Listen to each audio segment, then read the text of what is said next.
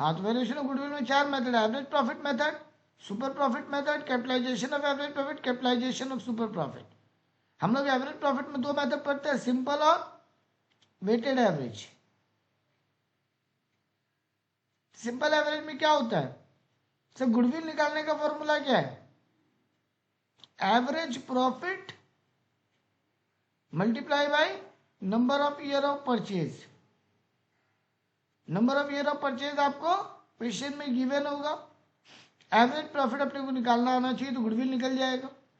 Average profit कैसे निकालते हैं सर, अपने को मान लो 5 साल का प्रॉफिट दिया 20,000, 70,000 माइनस 30,000, 20,000 अगेन और फिर 50,000। 5 साल का प्रॉफिट दिया, बोल रहा है calculate goodwill on the basis of average profit method for 3 year of purchase. मान लो फॉर 3 ईयर ऑफ परचेज, यहाँ इंटू तो 3 मिल गया।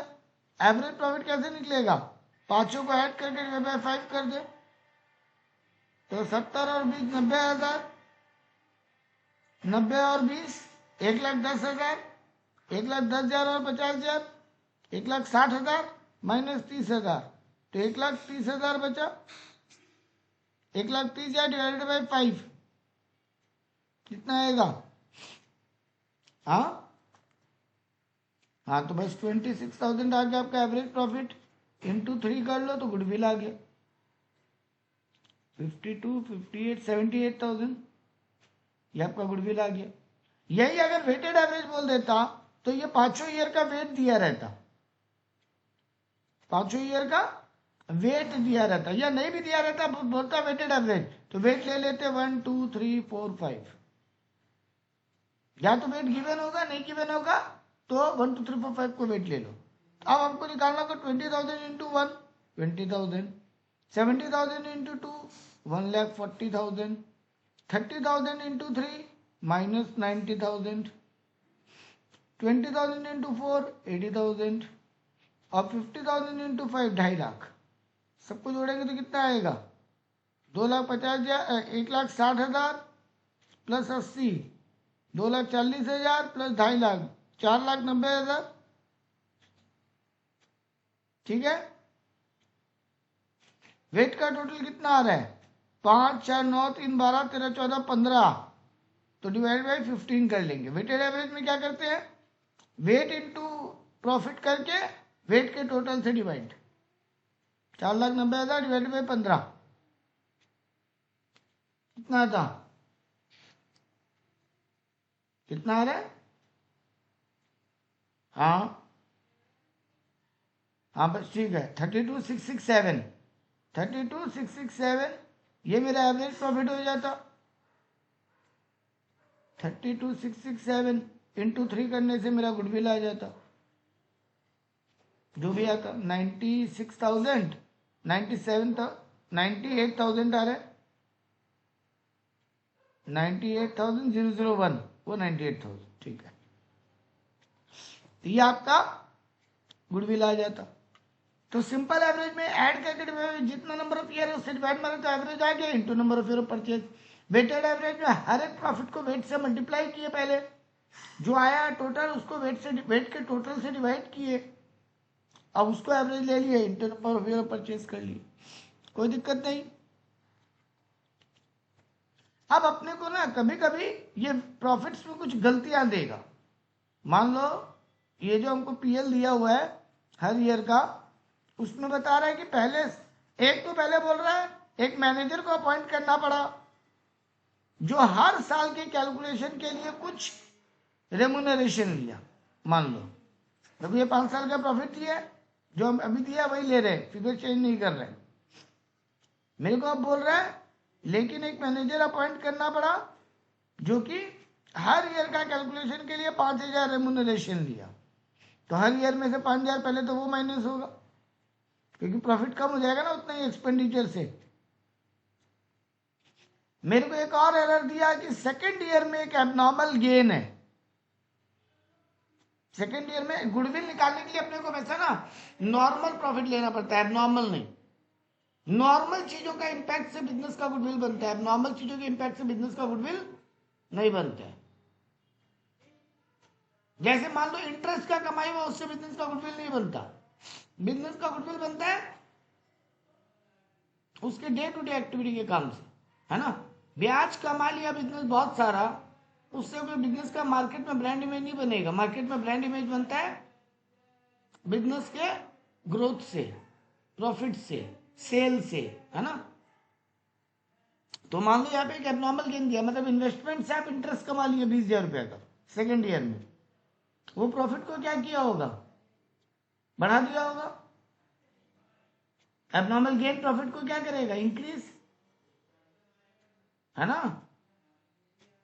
तो अभी ठीक करने के लिए क्या करें, माइनस।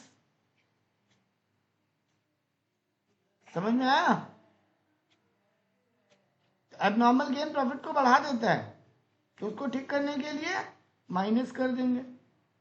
एबनॉर्मल गेन है ये। वैसे मान ले थर्ड ईयर में बोल रहा है 5,000 का एबनॉर्मल लॉस है।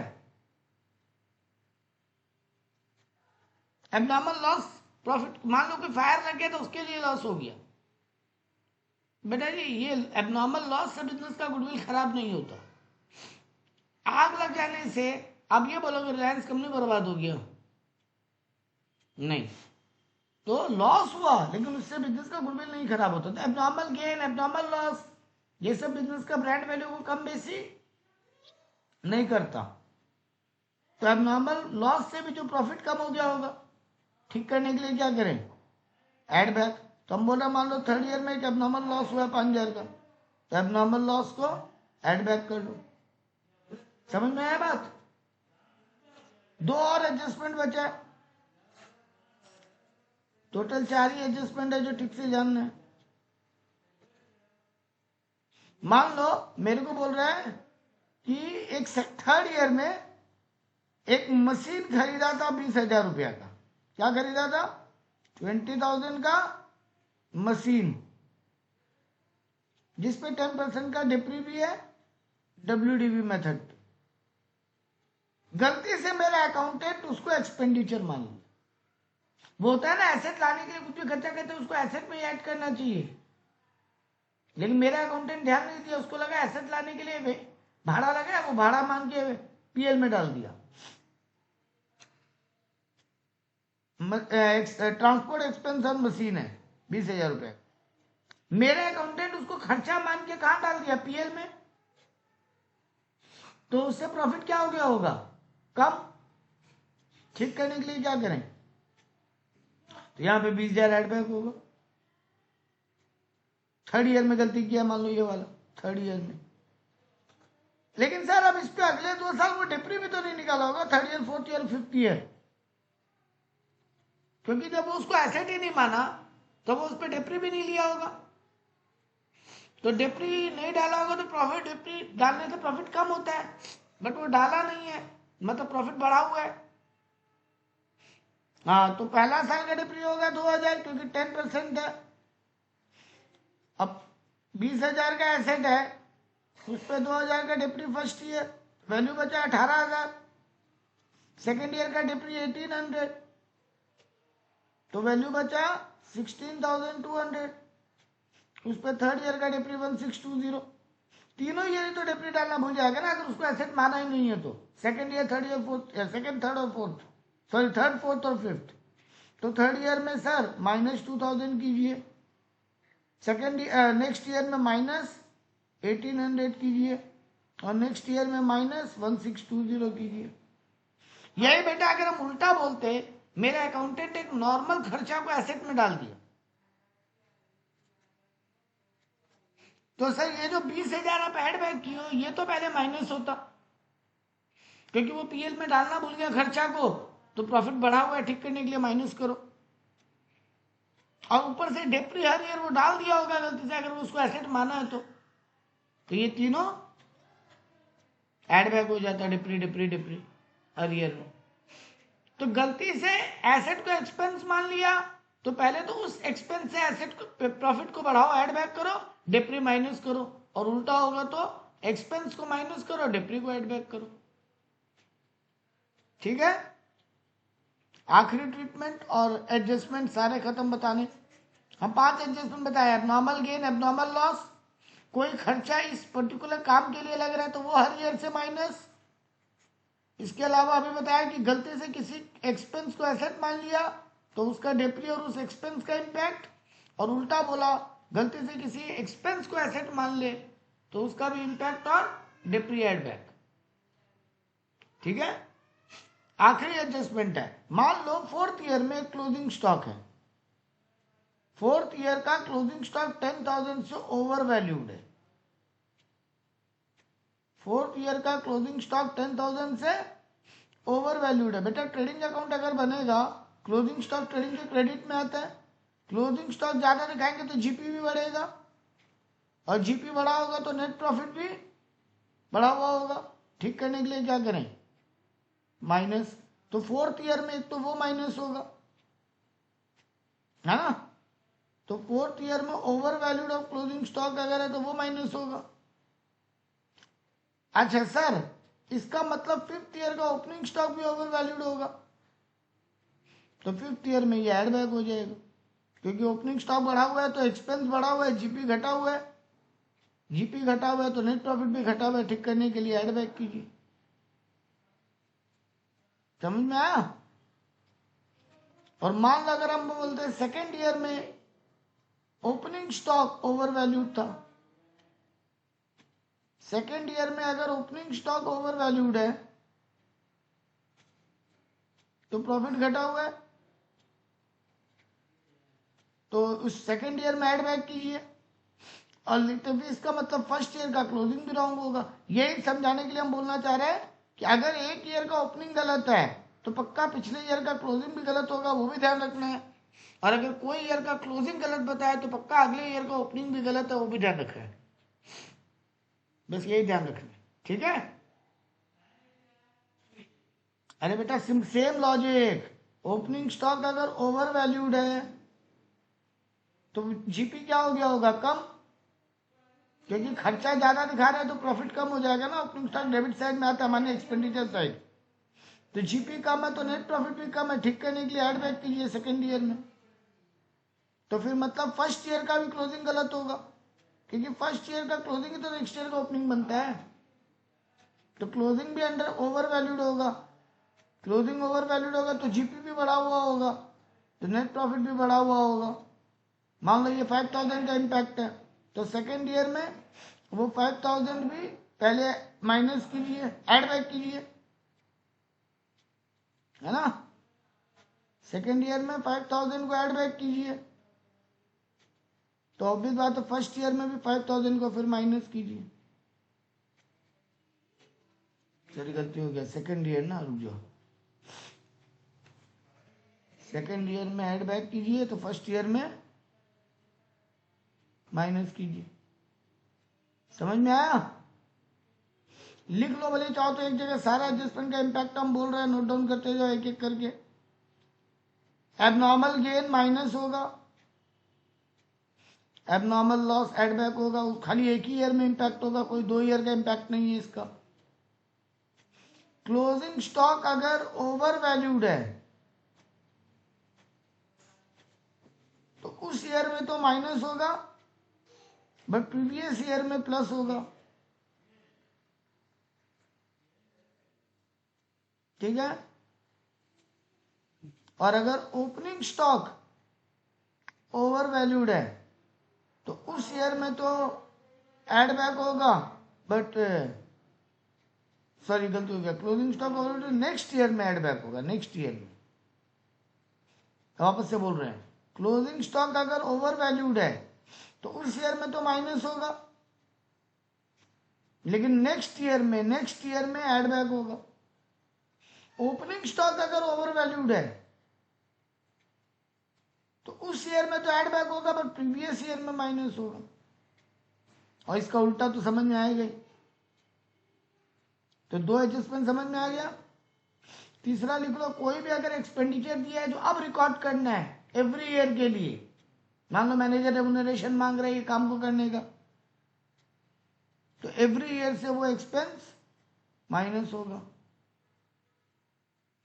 Any expenditure to be recorded now for every year we will deduct it, profit को कम करना होगा।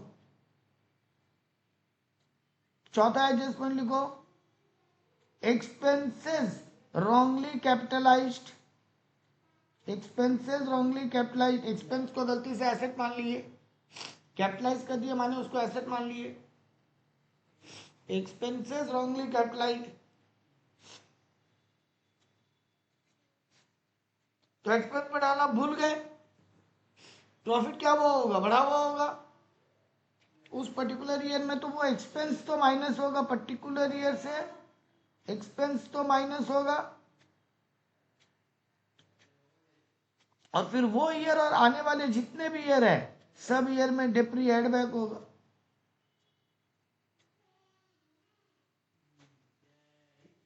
ठीक है ना। और आखिरी बात लिख लो, अगर इसका उल्टा होता, asset wrongly charge to PL, asset wrongly charged to PL, तो उल्टा होगा, उस ईयर का पर्टिकुलर ईयर का पीएल तो एड बैक होगा और हर ईयर से डेप्री माइनस होगा। ठीक है, ये हुआ आपका सारा एडजस्टमेंट, बस 5 ही आ सकता है। क्लियर है। चलो अब आ जाओ सुपर प्रॉफिट मेथड पे। एवरेज, अब ये पीएल ठीक हो जाएगा बेटा, उसके बाद क्या करना है सर, उसके बाद तो वही जो अभी करते हुए आए थे, जो पहले आप समझाए थे। अगर सारा पीएल ठीक होता तो क्या करते, एवरेज या वेटेड एवरेज से गुडविल निकाल लेते, है ना। यहां पर पीएल में गड़बड़ है तो जो जो ईयर में गड़बड़ है पहले ठीक कीजिए, करेक्ट पीएल निकालिए, फिर वही एवरेज मेथड है तो सबको ऐड करके divided by number of year into number of year of purchase, तो गुडविल आ जाएगा। और वेटेड एवरेज है तो करेक्ट पीएल को हर ईयर के वेट से मल्टीप्लाई, जो टोटल आएगा उसको वेट के टोटल से डिवाइड, एंड देन उसको नंबर ऑफ ईयर से परचेज से मल्टीप्लाई कर लीजिए, गुडविल आ जाएगा। जो पहले गुडविल निकालना सिखाए थे, करेक्ट पीएल के साथ वही काम कर लेना, और अगर यही करेक्ट पीएल हो जो गिवन होता तो फिर तो उसके साथ तो गुडविल निकालना आता ही। ठीक है, क्लियर है। अब आ जाओ सुपर प्रॉफिट मेथड पे, क्योंकि कैपिटलाइजेशन मेथड बहुत इजी है, वो 1-1 मिनट का काम है और गुडविल खत्म हो जाएगा बताना। सुपर प्रॉफिट मेथड में 6 स्टेप है बेटा, पहले 6 स्टेप समझो। सुपर प्रॉफिट मेथड है क्या, देखो एवरेज प्रॉफिट मेथड ये बता रहा था कि हम अपने बिजनेस का गुडविल कैलकुलेट कर रहे हैं पास्ट ईयर को देखते हुए कि पिछले सालों में मेरा परफॉर्मेंस कैसा रहा, उस हिसाब से मेरे मार्केट का ब्रांड इमेज क्या, मतलब खुद को खुद से ही कंपेयर कर रहे थे। लेकिन सुपर प्रॉफिट मेथड में हम खुद को अपने कंपटीटर से कंपेयर करते हैं, तो उसके कंपैरिजन में हम कितना एक्स्ट्रा प्रॉफिट करें, सुपर यानी एक्स्ट्रा प्रॉफिट। तो इसके लिए चाहिए कि कितना कैपिटल एम्प्लॉयड है, मतलब कितना कैपिटल मेरे बिजनेस में लगा हुआ है। नेक्स्ट हमको चाहिए नॉर्मल रेट ऑफ रिटर्न, जो कि क्वेश्चन में गिवन होगा। नेक्स्ट निकालना है नॉर्मल रिटर्न, तो सिंपल है, कैपिटल एम्प्लॉयड इनटू एनआरआर, मतलब step 1 into step 2। Fourth step में हमको चाहिए एवरेज प्रॉफिट, जो कि बेटा आपको अभी निकालना सिखाए हैं पीछे। फिफ्थ स्टेप में चाहिए हमको सुपर प्रॉफिट, जो कि निकलता है average profit minus normal return. और छठा स्टेप में गुडविल, वही super profit into number of year of purchase. ठीक सर, कैपिटल एम्प्लॉयड का मतलब है मेरे बिजनेस में कितना कैपिटल लगा हुआ है, जिसका सीधा सीधी तरीका क्या है, या तो आप fix asset plus current asset minus current liability कर लो, या फिर equity plus reserve and surplus plus non current liability कर लो।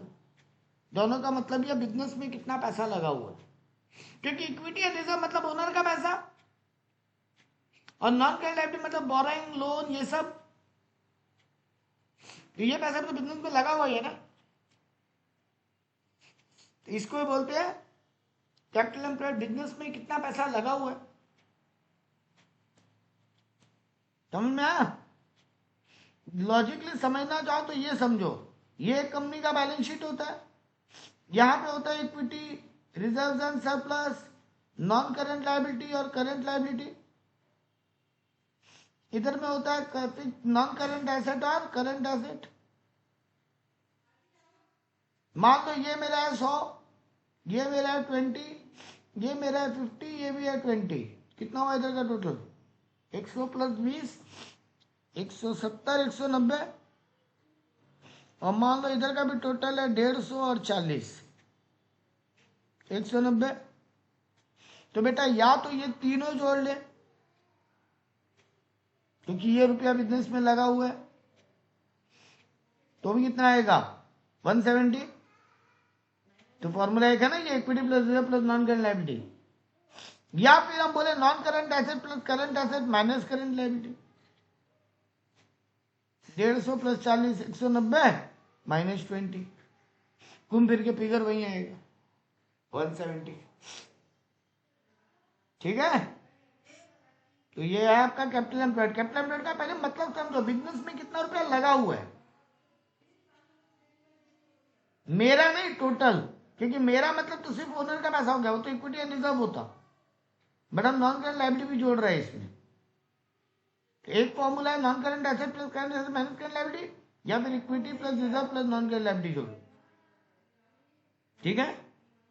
मान लो ये मेरा फिगर है 170, यानी 170 लाख, चलो मतलब 1,70,000 पकड़ लो। ठीक है? एनआरआर गिवन होगा क्वेश्चन, मान लो वो 10% है, तो यहाँ पे मान लो ये गिवन होगा 10%। तो मेरे बिजनेस में 1,70,000 रुपया लगा हुआ है, और मार्केट में कितना प्रॉफिट चल रहा है? भी 10% का लोग कमाते हैं जनरली लोग, मतलब मेरे जितने ही कैपिटल लगा के लोग मार्केट में कितना कमाएंगे? 17,000 रुपया। हम कितना कमा रहे हैं? मान लो हम 20,000 कमा रहे हैं, तो यानी हम लोगों से एक्स्ट्रा कितना कमा रहे हैं? सुपर प्रॉफिट कितना कमा रहे हैं? 3,000। 20,000 माइनस 17,000। क्यों कमा रहा है बेटा हम लोगों से ज्यादा? मेरे जितना ही पैसा लगा के लोग 17,000 कमा रहे हैं एवरेजली, और हम 20,000 कमा ले रहे हैं। सर आपका पक्का ब्रांड इमेज होगा। देखो तुम बोल सकते हो सर क्वालिटी बेटर होगा, ये बेटर होगा, वो बेटर होगा, बट बेटा वो सब जनरली, ये रिबॉक हो, एडिडास बोलो, बाटा बोलो, ये सब ब्रांडेड जो इनका क्वालिटी मोटा मोटी एक जैसा ही है। लोग क्वालिटी देख के खाली बात नहीं करते हैं, इनका क्वालिटी तो सबका बराबर सही है, बट किसी का ज्यादा बिक रहा है, किसी का कम बिक रहा है, क्योंकि लोग उसको ब्रांडेड मान रहे हो, कम उसको कम ब्रांडेड मान रहे हो। ठीक? क्लियर है बात? तो आ गया मेरा सुपर प्रॉफिट, तो निकाल लो गुडविल। 3,000 इंटू जितना भी ईयर ऑफ परचेज गिवन हो, मान लो 3 ईयर है तो 9,000 गुडविल। तो पहले हम निकाला कैपिटल एम्प्लॉयड, एनआरआर गिवन होगा, तो इससे हम पता लगा दिया कि मेरे जितने कैपिटल लगा के बाजार में लोग कितना कमा रहे हैं एवरेजली, तो हम कितना कमा रहे हैं वो हो गया मेरा एवरेज प्रॉफिट, तो हम कितना एक्स्ट्रा कमा रहे हैं वो हो गया सुपर प्रॉफिट। तो गुडविल निकालने का फिर फॉर्मूला है जो वहां था average profit into number of year of purchase, यहाँ हो गया super profit into number of year purchase, यानी हर हाल में जो प्रॉफिट आ रहा है उससे into number of year purchase कर रहे हैं। ठीक है ना? बट वहां खुद को खुद से कंपेयर कर रहे थे, यहाँ खुद को अपने कॉम्पिटिटर या बाजार से कंपेयर करें, फिर देख रहे हैं हम कितना ब्रांडेड है, मेरा कितना गुडविल है। ठीक है? क्लियर है? अब देखो तीसरा मेथड है capitalisation method of super profit, capitalisation of average profit. पहले कैपिटलाइजेशन ऑफ सुपर प्रॉफिट सीख लो, क्योंकि आपको यही यूज करना है खाली डेटा। स्टेप 5 तक तो सब कुछ सेम है, स्टेप 5 मतलब सुपर प्रॉफिट तक सब कुछ सेम है। ठीक है? स्टेप 6 बदल जाएगा खाली। स्टेप 6 में अभी क्या कर रहे हो? सुपर प्रॉफिट निकालने के, सुपर प्रॉफिट मेथड से गुडविल निकालने के लिए super profit into number of year of purchase, है ना? यहां कर लो super profit divided by NRR into 100। Super profit कितना आ रहा था? 3,000। एनआरआर क्वेश्चन में गिवन होता है 10% normal rate of return. NRR और ये एनआर है, एनआरआर मतलब नॉर्मल रेट ऑफ रिटर्न, मतलब नॉर्मल वो परसेंटेज जिसमें बाजार कमाई करता है, और नॉर्मल रिटर्न मतलब एक्चुअल फिगर कितना कमा रहा है, अमाउंट में कितना कमा रहा है। तो 3000 डिवाइडेड बाई 10 इंटू 100 कर लो, क्या आएगा 30,000 आ गया गुडविल। ठीक है, कैपिटलाइजेशन ऑफ सुपर प्रॉफिट भी खत्म, कैपिटलाइजेशन ऑफ एवरेज प्रॉफिट भी एक लाइन में खत्म करें। थोड़ा सा जगह यूज करते हैं, ये जगह यूज करते हैं। देखो गुडविल का कैपिटलाइजेशन ऑफ एवरेज प्रॉफिट में गुडविल का फॉर्मूला क्या है, value of firm, capitalisation of average profit में गुडविल का फॉर्मूला क्या है, value of firm minus capital employed. Capital employed अभी पीछे निकाले थे 17,000, नहीं 1,70,000 सॉरी। वैल्यू ऑफ फर्म कैसे निकलेगा, average profit by NRR into 100। हम एवरेज प्रॉफिट कितना कमा रहा था अभी 20,000, डिवाइडेड बाई एनआरआर है 10 इंटू 100, यानी 2 लाख। मेरे वैल्यू ऑफ द फर्म आ गया 2 लाख, तो 2 लाख माइनस कैपिटल एम्प्लॉयड, यानी 2 लाख माइनस 1,70,000, तो 30,000 आएगा। यानी सर दोनों कैपिटलाइजेशन मेथड से आंसर सेम आएगा। कैपिटलाइजेशन ऑफ एवरेज बोलो या कैपिटलाइजेशन ऑफ सुपर प्रॉफिट बोलो, दोनों मेथड से आंसर सेम आता है। लेकिन पहला दोनों मेथड का आंसर सेम नहीं होगा, एवरेज प्रॉफिट और सुपर प्रॉफिट नहीं होगा। उनका इस आंसर से कंपेयर करने से सेम नहीं होगा, नहीं होगा। खाली दोनों कैपिटलाइजेशन मेथड से आंसर सेम आता है। इसीलिए कभी कभी एग्जाम में ना नहीं बोलता है कैपिटलाइजेशन ऑफ एवरेज प्रॉफिट या कैपिटलाइजेशन ऑफ सुपर प्रॉफिट, आपको सीधा सीधे बोल देता है कैपिटलाइजेशन मेथड यूज करो, आंसर सेम ही आएगा। तो जिसका डेटा गिवन हो यूज कर लेंगे सर।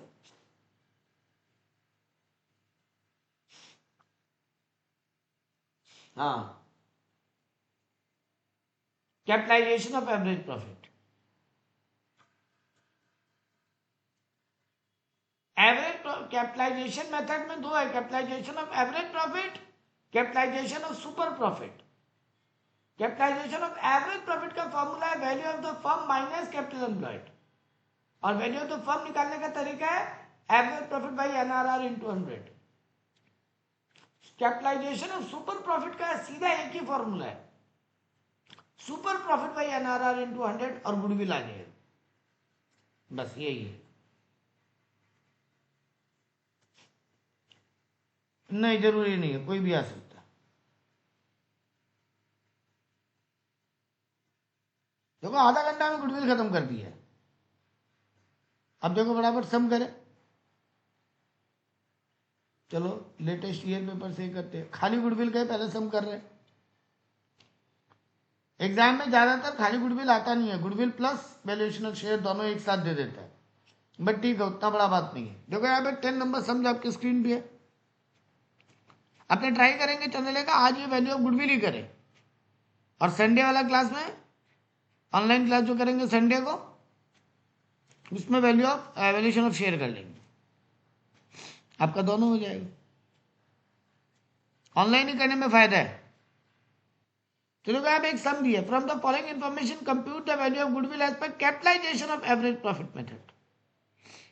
कैपिटल एम्प्लॉयड गिवन है 15 लाख, बहुत बढ़िया सम सर, सब कुछ तो दे दिया, नॉर्मल रेट ऑफ रिटर्न भी दे दिया। हाँ नेट प्रॉफिट बोल रहा है बिफोर टैक्स, हर साल का नेट प्रॉफिट भी दे दिया बिफोर टैक्स, ठीक है ना। कोई एरर भी दिया है नहीं, यहां पे खाली बोला नॉन ट्रेडिंग इनकम है 10,000 रुपया का। नॉन ट्रेडिंग इनकम मतलब नॉर्मल गेन, ट्रेडिंग इनकम मतलब मेन काम बिजनेस का, नॉन ट्रेडिंग माने अदर देन मेन काम। अदर देन मेन काम से गुडविल नहीं बनता है सर, इसको नॉन ऑपरेटिंग या एबनॉर्मल गेन बोल सकते हैं, है ना। लेकिन सर ये नहीं बताया ये कौन से ईयर का। रुक जाओ वेट करो ना, वेट करो। और डिबेंचर पे आप इंटरेस्ट भी दिए हो 20,000, वो भी नहीं बता रहे कब कौन से ईयर का है, यह नॉर्मल लॉस हो गया। बोला ऑन एन एवरेज, मतलब हर ईयर का नहीं करना ही है, पहले आराम से एवरेज निकाल लो, फिर बाद में एक बार में एडलेस कर लेना। कोई पर्टिकुलर ईयर का बताता ना बेटा ये, तो उस ईयर से एडजस्ट करते। लेकिन जब बता रहा ऑन एन एवरेज 10,000 है, तो पहले एवरेज निकाल लो, लास्ट में एडलेस कर देना एबनॉर्मल गेन एबनॉर्मल लॉस को। तो देखो 5वें ईयर का प्रॉफिट ये 2,75,000, ये कितना दिया, 3 लाख, 2,60,000, 2,80,000, 2,20,000। पहले सबको ऐड करके डिवाइड बाय 5 कर लिया, 2,67,000 आ गया।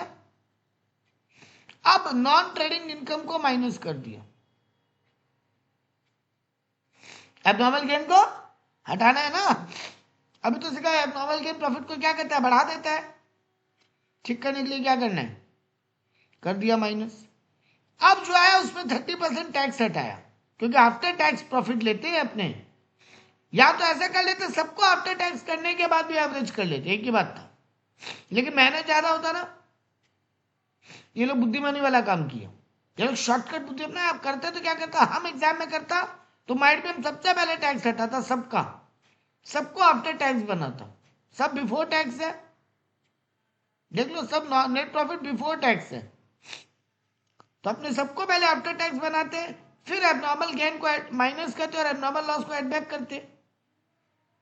ये लोग सिंपल बुद्धि लगाया, सबको पहले एवरेज निकाल के नॉन एबनॉर्मल गेन को हटा दिया, अब टैक्स निकाला और एबनॉर्मल लॉस को भी ऐड बैक कर लिया। ठीक है, अब आ गया एवरेज प्रॉफिट ठीक ठाक 199,900। कौन सा मेथड से गुडविल निकालने बोला है, of average profit 199,900। Capitalisation of average profit में क्या कहते हैं, value of firm minus capital employed. हाँ, तो वैल्यू ऑफ फर्म निकालो। हाँ, तो 1,99,900 एवरेज प्रॉफिट है मेरा। एक चीज याद कर लेना, पहले एबनॉर्मल गेन ऐड बैक कर माइनस कर लेना, फिर टैक्स माइनस करना, फिर एबनॉर्मल लॉस ऐड बैक करना। ठीक है,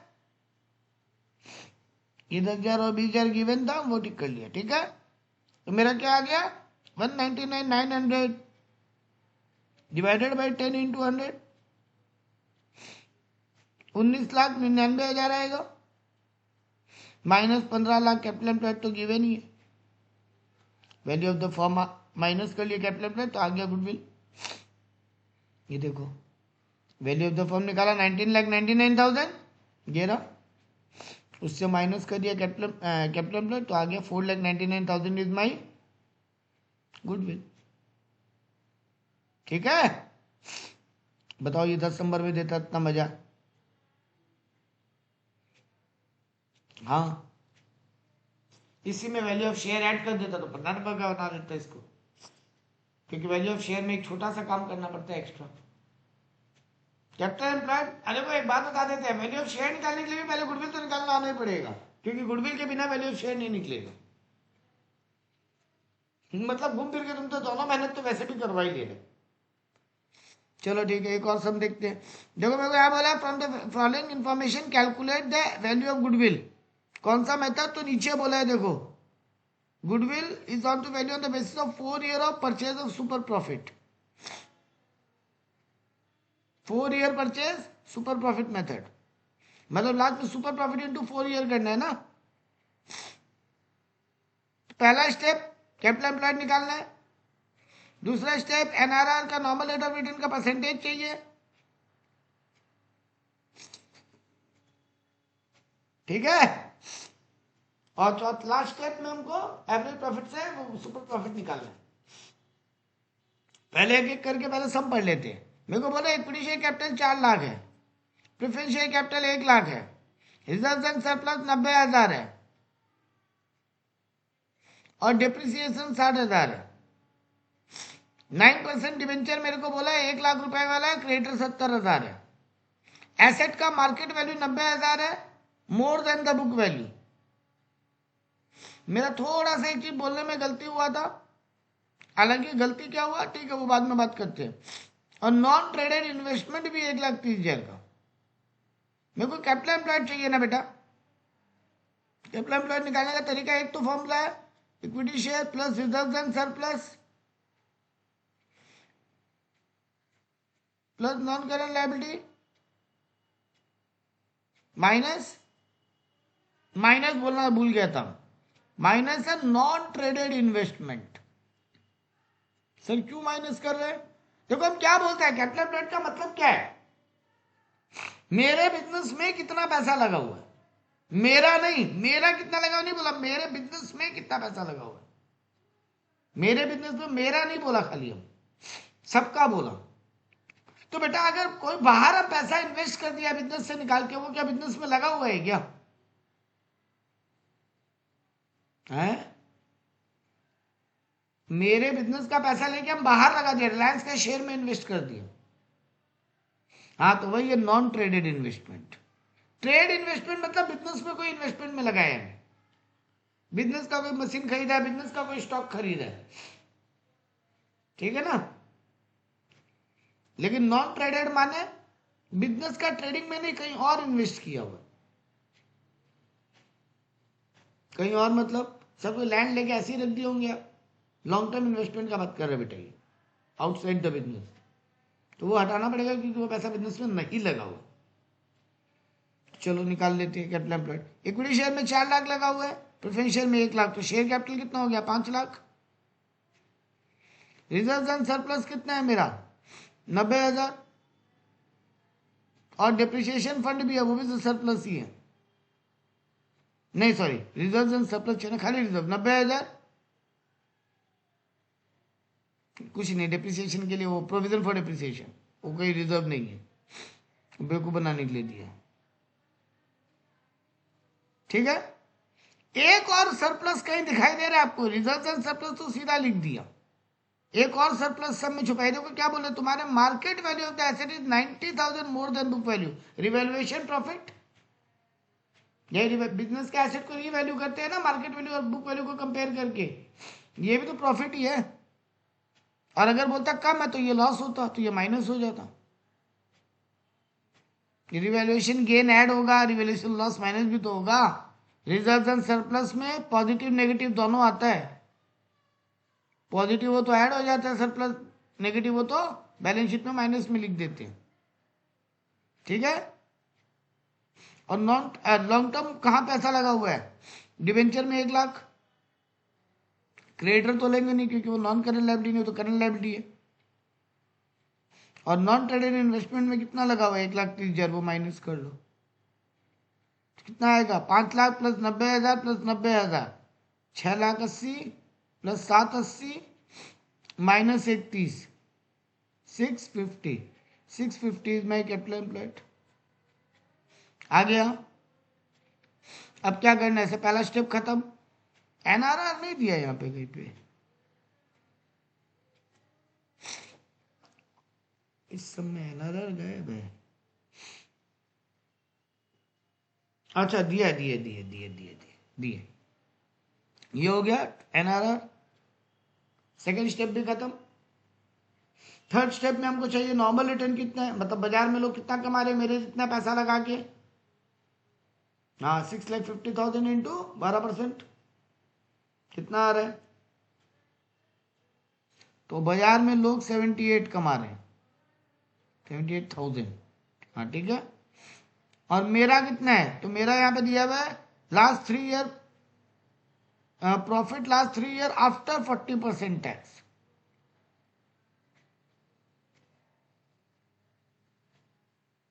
तो वो तो आफ्टर टैक्स ही दिया हुआ है, तो आफ्टर टैक्स कितना कमाई आ रहा है? एवरेज, एवरेज कर लो। बिफोर टैक्स तो है नहीं, तो आफ्टर टैक्स ही है, झमेला ही खत्म। आफ्टर टैक्स कितना हो रहा है? 84 plus 1 lakh plus 1,05,000 divided by 3, 99,000 is the average profit. बेटा इसमें क्या दो एडजस्टमेंट करेंगे? एबनॉर्मल गेन ऐड होगा, एबनॉर्मल गेन माइनस होगा, abnormal loss abnormal gain minus होगा और एबनॉर्मल लॉस ऐड बैक होगा। तो यहां में क्या है? एबनॉर्मल गेन और एबनॉर्मल लॉस।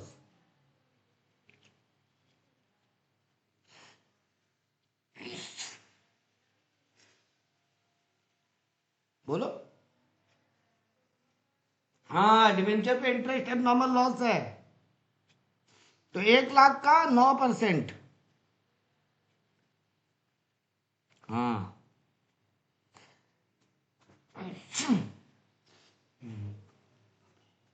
गुड़िया का रबड़, गुड़िया का रबड़ आपकी बुक में है।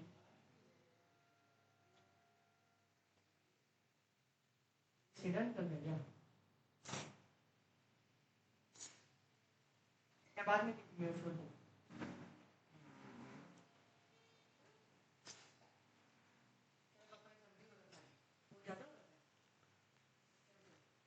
ठीक है, तो अब आया आपका ये 9,000 का। अच्छा, दोनों को ही ना आफ्टर टैक्स कर लेना, क्योंकि तुम ये फिर क्या ले, तुम्हारा ये फिगर आफ्टर टैक्स है, तुम्हारा ये फिगर आफ्टर टैक्स है ना, तीनों का एवरेज प्रॉफिट तो आफ्टर टैक्स है ना, तो उसमें ऐड ले तो आफ्टर टैक्स ही करोगे। तो ये 9,000 भी अगर 40% टैक्स है तो माइनस करोगे तो कितना, 60% फिगर बचेगा ना। नहीं समझ में आया? 9,000 का 40% निकाल के add back, minus add back करो।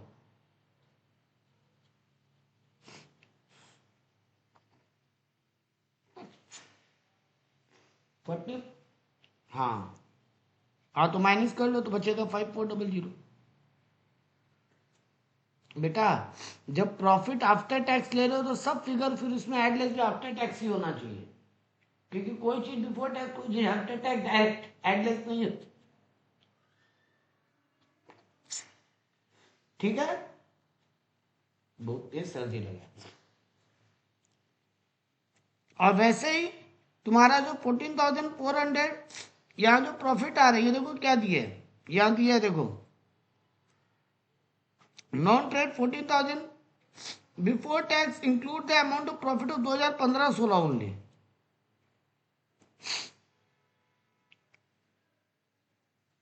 उसको भी आफ्टर टैक्स करके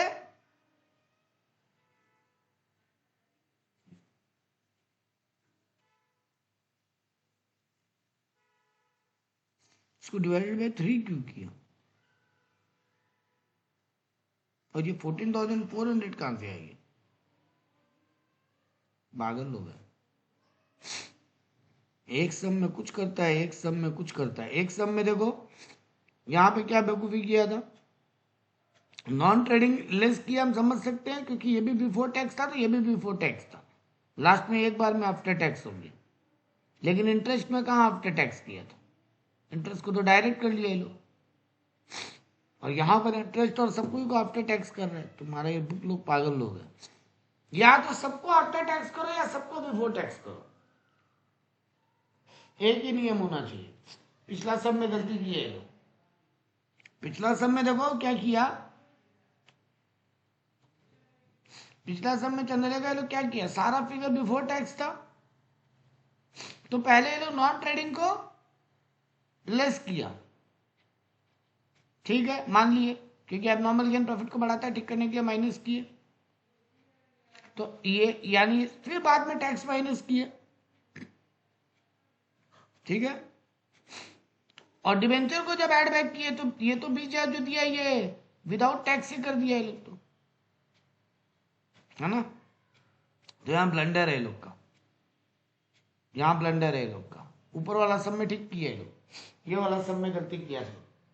दोनों फिगर आफ्टर टैक्स होना चाहिए, सब फिगर, अगर बिफोर कोई आफ्टर नहीं हो सकता, तो ये 20,000 में भी ये लोग को पहले ऐड बैक करके फिर टैक्स माइनस करना चाहिए था।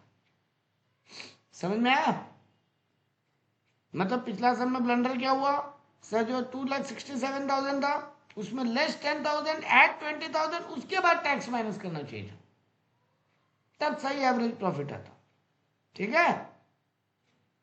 यहां ठीक किया है, क्योंकि यहां क्या किया है देखो, यहां दूसरा बेवकूफी किया है लोग, यहां क्या किया है देखो, यहां पे ये जो फिगर है ये आफ्टर टैक्स ही है, तीनों साल का प्रॉफिट, तो उसमें जो भी एडलेस कर रहा है सबको आफ्टर टैक्स करके एडलेस कर रहे हैं। ये ठीक कर रहे हैं। लेकिन यहाँ 14,400 कहां से आ गया और डिवाइडेड बाय 3 क्यों किया हमको नहीं पता, क्योंकि ये तो बोल ही रहा है खाली 1 साल का प्रॉफिट है, तो डिवाइड क्यों करना है फिर। और 14,400 कहां से आ गया जब यहाँ 14,000 है, तो बता रहा है ना नॉन ट्रेड इनकम है ना। तो ये लोग गलती की है। एक बार फिगर निकाल के देख लो तो 14,000 इंटू 40% करना, क्योंकि इंटू 60%, सॉरी, क्योंकि 40% टैक्स माइनस करेंगे तो बाकी तो 60% ही बचेगा ना। तो आप वैसे भी कर सकते हो 14,000 इंटू 40%, वो माइनस कर लो, बचा हुआ फिगर आफ्टर टैक्स हो गया। कितना आ रहा है?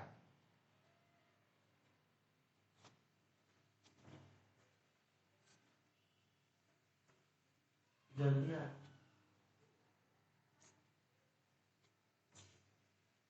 14,000 इंटू 60%। हाँ डिवाइड बाई 3 ये लोग क्यों किया नहीं पता, वो नहीं करना चाहिए था, क्योंकि ये तो 21 साल का फिगर है, खुद ही बोल रहे हो लोग। जब वो 3 साल का फिगर होगा तब डिवाइड बाई 3 करेंगे ना बेटा। यहाँ तो बोल रहा है खाली सिंगल ईयर का फिगर है ये। हाँ ये बेवकूफ़ी हुआ है, डिवाइड नहीं करना चाहिए था, सीधा सीधी 14,000 का इंटू 40% करके माइनस करना चाहिए था, जो इसका भी किया है लोग, ठीक किया इंटरेस्ट का, इंटरेस्ट ऑन डिवेंचर को ठीक ऐड बैक किया, क्योंकि अब नॉर्मल लॉस है वो।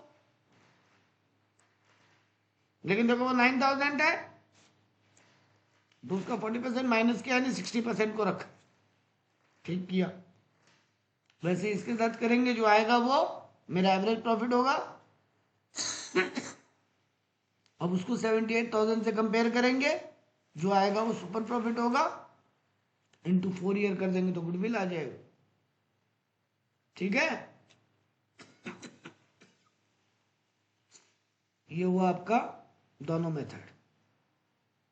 वैसे देखो हर बार आ रहा है सम्स करने के लिए, तो एटलीस्ट 2 सम्स और पीछे का कर लो, पीडीएफ अभी आपको फॉरवर्ड कर देंगे।